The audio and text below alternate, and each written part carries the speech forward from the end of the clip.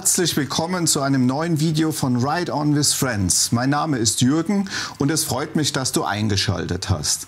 Sei einmal ehrlich, wie oft kontrollierst du denn deinen Luftdruck im Motorradreifen? Es gibt eine kleine Faustregel, dass du alle 2 Wochen den genauen Luftdruck der Reifen beim Motorrad prüfen solltest. Bei mir siegt allerdings immer die Vergesslichkeit, mit dem kleinen Helferlein hier den Luftdruck zu messen, denn ich habe bei meiner GS aus dem Baujahr 2004 und bei meiner aktuellen Vogue Rallye noch kein serienmäßig verbautes Reifenfülldruckkontrollsystem, kurz RTKS oder auf Englisch TPMS, Tire Pressure Monitoring System. Eine Sichtprüfung der Reifen auf Luftverlust, Schäden am Profil sollte man vor jedem Fahrtantritt machen. Um den tatsächlichen Luftdruck ermitteln zu können, sagt mir mein Hersteller der Reifen, dass der Reifen noch kalt sein soll, also weniger als 30 Grad Celsius. Bei einer längeren Tour ist die Kontrolle des Luftdrucks vor, aber auch während der Reise in regelmäßigen Abständen empfehlenswert. Aber ganz ehrlich, ich bin gerade aus Gibraltar über 4.500 Kilometer zurückgefahren und habe etwa 3 bis 4 Mal den Luftdruck an der Tankstelle überprüft. Das ist eindeutig zu wenig. Schreibe mir mal in die Kommentare, wie oft du den Luftdruck kontrollierst. Reifenfülldruckkontrollsysteme helfen dir, dass der Reifenfülldruck in kurzen Abständen automatisch gemessen wird und das Fahrzeug über eine Meldung warnt, wenn ein oder mehrere Reifen deutlich zu wenig oder auch zu viel Luftdruck haben und dadurch möglicherweise unsichere Fahrbedingungen entstehen.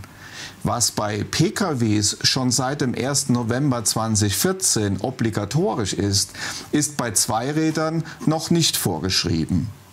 Mein Partner Carburide hat nun reagiert und mit dem neuen Carburide W702B Pro und smarten wasserdichten Ventilkappen, die Reifenfülldrucksensoren integriert haben, seine Modellpalette für Motorräder zum Nachrüsten ergänzt.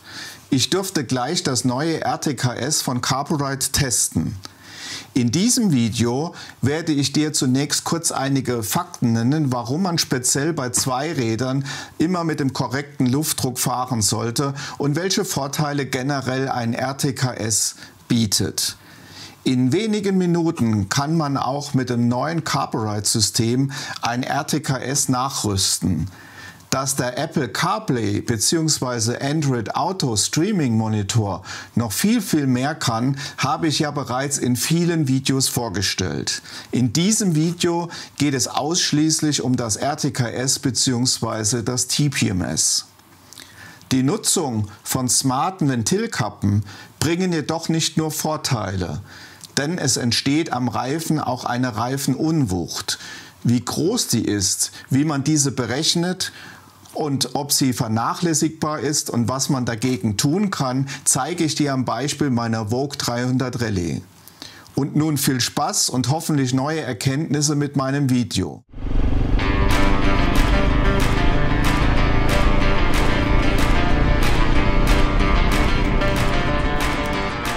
Bevor ich auf das Unboxing eingehe, möchte ich nochmals darauf hinweisen, dass ihr mit dem Rabattcode Ride On with Friends auf alle Carburide-Produkte, die ihr direkt im Shop von Carburide bestellt, 32% Rabatt bekommt.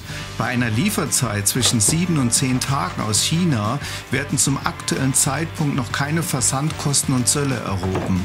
Der Vorteil gegenüber anderen Shops ist auch, dass ihr direkt vom Hersteller immer das aktuellste Produkt mit der aktuellen Firmware ausgeliefert bekommt.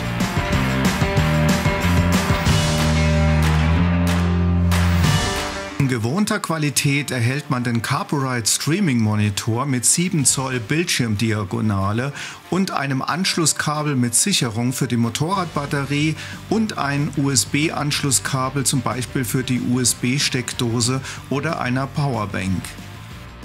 Für die Montage der Systemeinheit am Motorrad wird wahlweise ein RAM-Mount-Halter oder eine quadratische Rohrschelle ausgeliefert.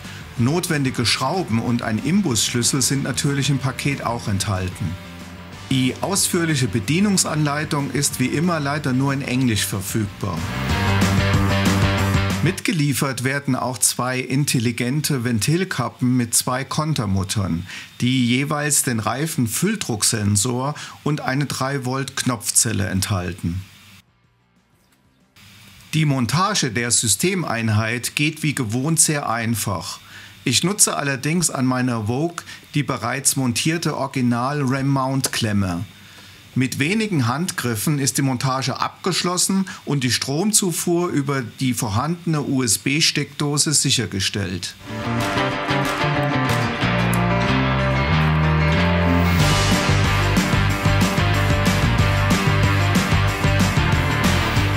Falls du die Lösungen von Carburite generell für Motorräder und PKWs mit Apple CarPlay oder Android Auto noch nicht kennst, dann möchte ich auf meine anderen zahlreichen Videos zu dem Thema verweisen. Die Playlist habe ich oben rechts nochmals verlinkt.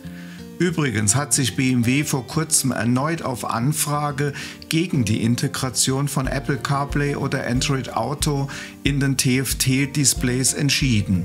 Schade. Bevor ich nun mit Carburite weitermache, möchte ich kurz darauf eingehen, warum der richtige Reifenfülldruck für die Fahrsicherheit sehr wichtig ist und was ein RTKS dazu beitragen kann. Generell kann man sagen, dass weder ein zu geringer noch ein zu hoher Reifenfülldruck ideal ist. Bei den meisten Motorradherstellern wurde deswegen ein RTKS vor einigen Jahren bereits serienmäßig verbaut. Diese überprüfen abhängig von der Reifentemperatur permanent den Luftdruck und geben dem Fahrer Feedback. Es gibt aber noch sehr viele Motorräder, die eine automatisierte Kontrolle nicht integriert haben und für die gibt es jetzt eine Möglichkeit, das einfach nachzurüsten. Insbesondere Offroad-Fahrer können mittels RTKS feststellen, ob die Reifen bei Offroad-Passagen beschädigt wurden. Es gibt sehr einfache und preiswerte Standalone-Systeme mit smarten Ventilkappen und kleiner Anzeige am Lenker im Fachhandel oder integrierte Lösungen wie mit Carburite. Das Prinzip ist denkbar einfach. An jedem Motorradreifen wird jeweils eine intelligente Ventilkappe montiert. Diese beinhaltet einen Druckluftsensor und ist in der Lage, über Bluetooth die gemessenen Werte wie aktueller Reifenfülldruck und Reifentemperatur an die Systemeinheit zu senden. Die Systemeinheit fragt regelmäßig beide Sensoren ab und stellt die Werte im Display dar. Verbaut ist eine Knopfbatterie, deren Spannung auch ausgegeben wird. Die Montage der Ventilkappe geht sehr einfach. Zunächst wird die Kontermutter aufgeschraubt und danach die Ventilkappe. Es gibt eine für das Hinterrad und eine andere für das Vorderrad. Die Ventilkappe wird von Hand bis zum Anschlag gedreht. Mit der Kontermutter wird dann die Ventilkappe gesichert. Ob das Ganze dicht ist, kann man mit einem Leckspray oder Spülmittel überprüfen. Treten keine Blasen auf, dann ist alles in Ordnung. Als ein befreundeter Fahrzeugingenieur gehört hat, was ich vorhabe, hat er mich auf ein Thema hingewiesen, das ich noch nicht im Fokus hatte: die Reifenunwucht. Klar ist, dass eine Reifenunwucht sich negativ auf das Fahrverhalten und den Reifenverschleiß auswirken kann und sogar Schäden am Fahrwerk wie Radlager oder Lenkkopflager verursacht. Ist diese Kraft jedoch durch die Ventilkappe so groß, dass man handeln muss?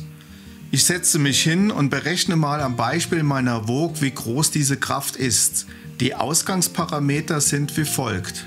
Eine Ventilkappe inklusive Kontermutter wiegt etwa 10 Gramm. Hinten fahre ich mit 18 Zoll und vorne mit 21 Zoll. Jetzt wird es leider ein wenig theoretisch, aber hier seht ihr, wie ich die Unwucht berechnet habe. Auf der nächsten Seite habe ich die Fliehkraft bei 100 km/h abgeleitet. Lange Rede, kurzer Sinn. Mein Fazit ist, es besteht Handlungsbedarf. Ich habe mir deswegen selbstklebende Ausgleichsgewichte gekauft und 10 Gramm gegenüber des Ventils auf die Felge geklebt. Beim nächsten Reifenwechsel werde ich das Rad professionell auswuchten lassen. So, jetzt teste ich das Ganze mal aus. Nach der Montage der Ventilkappen gehe ich in die Systemeinheit auf den neuen Menüpunkt Befestigung. Besser wäre es, wenn man den Menüpunkt anders benannt hätte, zum Beispiel Cockpit. Hier sollte ich nun zusätzlich zum Kompass und Barometer auch den Reifenfülldruck, die Reifentemperatur und die Spannung der Knopfzelle sehen. Aber was sieht man? Nichts. Die Ursache ist einfach erklärt. Die chinesischen Kollegen montieren bereits die Knopfzelle in der Ventilkappe und bis nun vom Zulieferer über Carborite an den Endkunden diese ausgeliefert werden, ist die Batterie bereits leer. Das könnte man anders handeln. Ich kaufe mir also 2 neue Knopfzellen, demontiere den Deckel der Ventilkappe und tausche die Batterien aus. Und siehe da, nach einigen Minuten hat die Systemeinheit die Sensoren erkannt und gibt erste Werte aus. Das Problem ist nun aber ein anderes. Der angezeigte Reifenluftdruck stimmt nicht mit meinem manuell gemessenen Wert überein. Carborite hat mir dann umgehend neue Ventilkappen zugesendet. Das Ergebnis war gleich besser, aber noch nicht gut genug. Ich erwarte, dass der gemessene Luftdruck in bar mindestens eine Nachkommastelle genau ist. Der Sensor meldet zwar genau den Wert, aber über einen Rundungsfehler wird der Wert falsch dargestellt. Ich werde in den nächsten Tagen ein Update der Firmware erhalten, und zwar gleich über ein neues Verfahren. Carborite bietet demnächst die Möglichkeit an, dass man Software-Updates nun online über den Internetzugang seines Smartphones direkt erhält und installieren kann. Das heißt, sobald das Smartphone als Hotspot für Carborite eingerichtet ist, erkennt Carborite, ob ein Software-Update vorliegt und installiert dies automatisch auf der Systemeinheit. Man muss also nicht mehr ständig im Support nachfragen und umständlich die Firmware über eine Speicherkarte installieren. Noch befindet sich das Ganze in der Testphase. Ich werde aber demnächst berichten, wie das Verfahren abläuft, und halte euch auf dem Laufenden. Nun meine Zusammenfassung. Meinen Produkttest habe ich am 25. April 2025 mit dem Versionsstand 1.14 auf einer Vogue 300 Rallye in Verbindung mit dem iPhone 15 Pro Max und Helm-Headset von Sena durchgeführt. Generell kann ich sagen, dass das Carborite W702 Pro, wie bereits die vorhergehenden Produkte von Carborite für Motorräder, fehlerfrei bezüglich Apple CarPlay, Headset-Kommunikation und mit meinen CarPlay-Apps funktioniert hat. Im Vergleich zum Wettbewerb bietet das Carborite 702 Pro mit den vielen Funktionalitäten und dem großen Lieferumfang ein sehr gutes Preis-Leistungs-Verhältnis bei hoher Produktqualität und lässt sich flexibel auf allen Motorrädern, aber auch in PKWs einsetzen. Das TPMS-Feature bzw. die mitgelieferten Druckluftsensoren müssen jedoch noch verbessert werden. Alle festgestellten Fehler und Optimierungspotenziale habe ich bereits mit Carborite ausgetauscht, und Carborite wird in den nächsten Tagen ein Firmware-Update herausbringen. Darüber hinaus werden nun neue Ventilkappen von einem anderen Hersteller ausgeliefert, die eine viel höhere Messgenauigkeit bieten. Sobald ich das Update getestet habe, werde ich dann auf diesem Kanal das Testergebnis veröffentlichen. Generell bin ich von der Idee, dass nun Carborite ein integriertes TPMS anbietet, begeistert, denn damit kann ich auf einen Dritthersteller verzichten, da ich unbedingt ein Reifenfülldruckkontrollsystem aus Sicherheitsgründen nachrüsten möchte. Wenn dich meine Themen interessieren, dann lohnt sich, den Kanal kostenlos zu abonnieren. Viele vergessen hier bei YouTube zu liken und zu abonnieren. Deswegen erinnere ich daran, weil nur dadurch die Erstellung von weiteren Videos auf dem Kanal gesichert ist.